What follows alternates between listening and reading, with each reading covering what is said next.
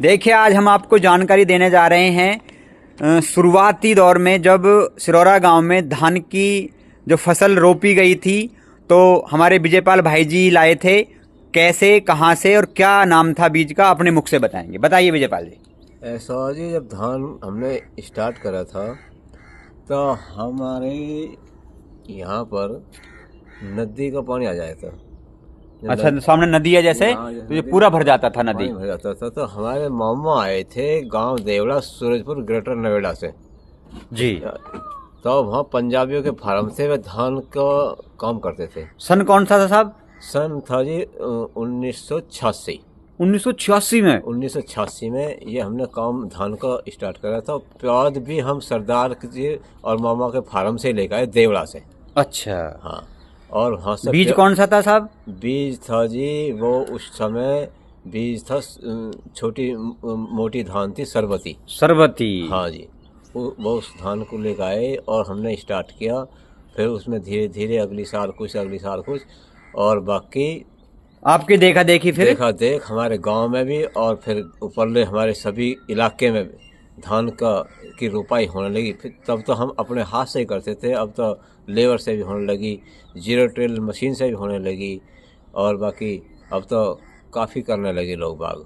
हाँ, तो अभी आप धान से, मतलब लग रहा है नदी का बहुत ज़्यादा प्रकोप है। पिछले साल भी आपकी धान और अब गेहूं भी। तो अब आप नेपियर पे कैसे आए हो आज आप? आज नेपियर हमने कहाँ देखा इसका रिजल्ट? इसका रिजल्ट देखा हमने नेपियर का। उदयवीर सिंह भाई है हमारे, उसने नेपियर लाए गुजरात से, और वहाँ से जो है भाई हमको लाया, प्याज दी, और हमने आज उस नेपियर की रोपाई शुरू की है।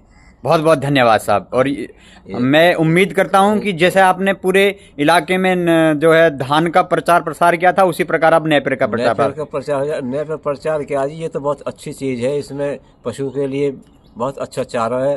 पूरी साल हरा चारा मिलेगा और अच्छा कई सालों तक। और ये बताया जा रहा है 15 साल भाई उदयवीर है इसने कि इसका जो चारा है ये एक बार लगा दिया जाएगा और 15 साल तक इसे काटे जाओ, ना जोतने की जरूरत ना बोने की जरूरत। धन्यवाद साहब, धन्यवाद। इससे बढ़िया और होगा भी क्या? किसान तो माला माल हो जाएगा जी।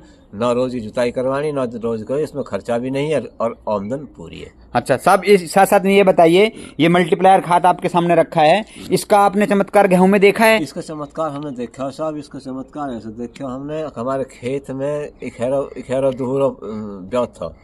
हमने कई बार ये दवाई भी लगवाई इधर उधर की, जो वैसी आ रही हैं ये केमिकल, तो उससे हमें असर नहीं दिखाएगा, क्योंकि हमारी धरती अब कहीं दूषित हो चुकी है।